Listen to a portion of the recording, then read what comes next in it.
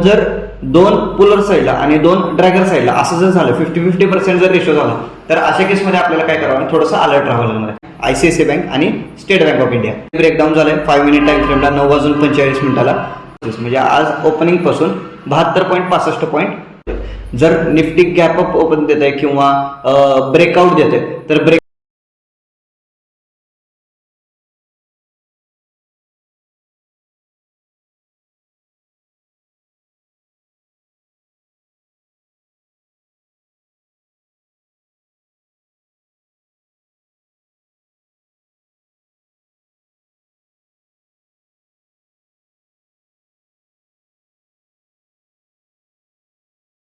Hello everyone, welcome back to our YouTube channel Marathi उद्योजकमध्ये तुमचं पुन्हा एकदा स्वागत आहे.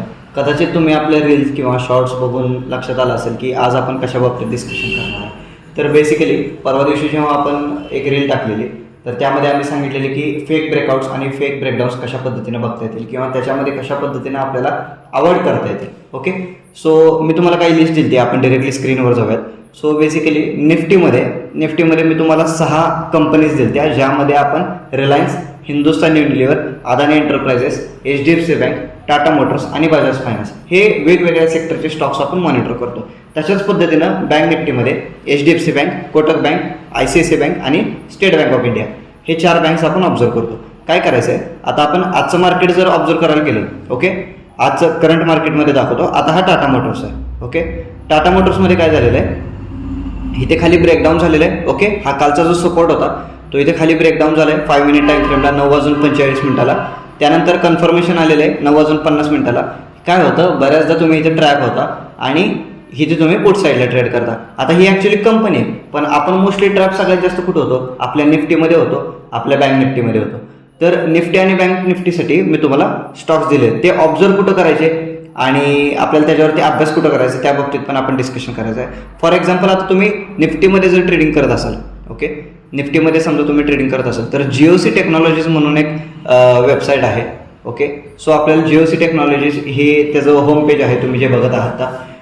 तर GOC टेक्नॉलॉजीच्या होम पेजवरती जाऊन आपण पुलर्स आणि ड्रॅगर्स म्हणून एक ऑप्शन मिळेल आपल्याला. ओके, जे स्क्रीनवर तुम्ही आता बघू शकता.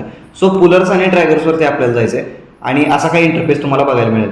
तर इथं आत्ता निफ्टी कुठं आहे 23,393.35 म्हणजे आज ओपनिंगपासून 72.65 पॉईंट काय प्लस आहे.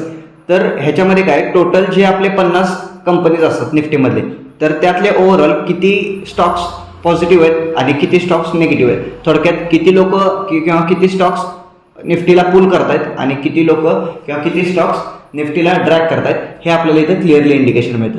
तर काय करायचं आहे माहिती का, जेवढे काही कंपनीज मी तुम्हाला सांगितलेत का नाही ते मोस्टली आपल्या पुलर साईडला पाहिजे. जर निफ्टी गॅप अप ओपन देत आहे किंवा ब्रेकआउट देत आहे तर ब्रेकआउट झाल्यानंतर तुम्हाला जे स्टॉक लिस्ट मी दिली ती सगळी कशात पाहिजे, पुलर साईडला पाहिजे. जर इन केस त्यातला कोणताही प्रकारचा स्टॉक ड्रॅगर साईडला आला तर अशा केसमध्ये काय तो जो झालेला निफ्टीमधला ब्रेकआउट आहे तो आपल्याला फेक आहे असं धरावं लागणार आहे. त्याच्या व्यतिरिक्त तुम्ही कधी केसमध्ये तुम्ही बँक निफ्टीमध्ये डील करताय, ओके, बँक निफ्टीमध्ये ट्रेड करा. सो बँक निफ्टी आता कुठे 50,062.30. ओके, तर आता बघा टोटल 12 बँक असतात बँक निफ्टीमध्ये, सगळ्यांना कॉमन गोष्टी माहिती आहेत. तर पुलर साईडला किती लोक आहेत, 10 जण, आणि ड्रॅगर साईडला कोण आहे, 2 जण आहेत. आता हे बघा आपण लिस्ट ओपन करू तर बँक निफ्टीसाठी कोण कोण सांगितले, HDFC bank, Kotak bank, ICICI bank आणि स्टेट बँक ऑफ इंडिया हे 4 बँक्स तुम्हाला सांगितले आहेत. तर ह्यातली ICICI बँक आता ड्रॅगर साईडला आहे. मग काय 4 पैकी 3 जण ऑलरेडी पुलर साईडला आहेत, एकच फक्त ड्रॅगर साईडला आहे, त्यामुळे काय अडचण नाहीये. पण जर 2 पुलर साईडला आणि 2 ड्रॅगर साईडला असं जर झालं 50-50% जर रेशो झाला तर अशा केसमध्ये आपल्याला काय करावं थोडंसं अलर्ट राहावं लागणार आहे. आणि जर पूर्णच उलट असेल तर कम्प्लीट फेक ब्रेकआउट असतं, त्यामध्ये तुम्ही ट्रेडिंग करू शकत नाही. समजा ब्रेकडाऊन असेल तर या 4 पैकी मेजॉरिटी बँक्स तुम्हाला कुठं पाहिजेत, निगेटिव्ह साईडला म्हणजेच ड्रॅगर साईडला पाहिजेत, आणि मायनॉरिटी बँक्स कुठं पाहिजेत तुम्हाला तुमच्या पुलर साईडला. नसले तर सगळ्यात बेस्ट, पण असले तरी मॅक्सिमम 1-2 झाले तरी नाही तुम्ही ट्रेड करू शकता. ओके, सो जे ब्रेकआउट होतं, जे ब्रेकडाऊन होतं ते बऱ्याच ठिकाणी तुम्हाला फेक ब्रेकआउट्स किंवा फेक ब्रेकडाऊन जाणवायला बघायला मिळतात किंवा ट्रेड करायला बघायला मिळतात. सो मोस्टली जे बिगनर ट्रेडर्स आहेत का नाही यामध्ये ट्रॅप होतात. तर तुम्ही ही जी फॉर्म्युला तुम्हाला सांगितली का, ही जी ट्रिक तुम्हाला सांगितली ह्याच्या पद्धतीने तुम्ही काय करू शकता, फेक ब्रेकआउट्स आणि फेक ब्रेकडाऊन्स मॉनिटर करू शकता, ते अवॉइड करू शकता जेणेकरून विनाकारण तुम्हाला लॉसेस होणार नाही. Okay, I hope information helpful होती. तुम्ही डेली जेव्हा ट्रेड करताय त्याच्यामध्ये ही स्ट्रॅटर्जी किंवा ही मेथड तुम्ही यूज करा. ही मेथड मी स्वतः पण यूज करतो, त्यामुळे काय प्रॉब्लेम नाही आहे. व्यवस्थित पद्धतीनं मेथड वर्क होती आणि GSC टेक्नॉलॉजीज खूप मोठी वेबसाईट आहे आणि ह्याच्यावरती डेटा पण ॲक्युरेट मिळतो. काय प्रॉब्लेम येणार नाही तुम्हाला.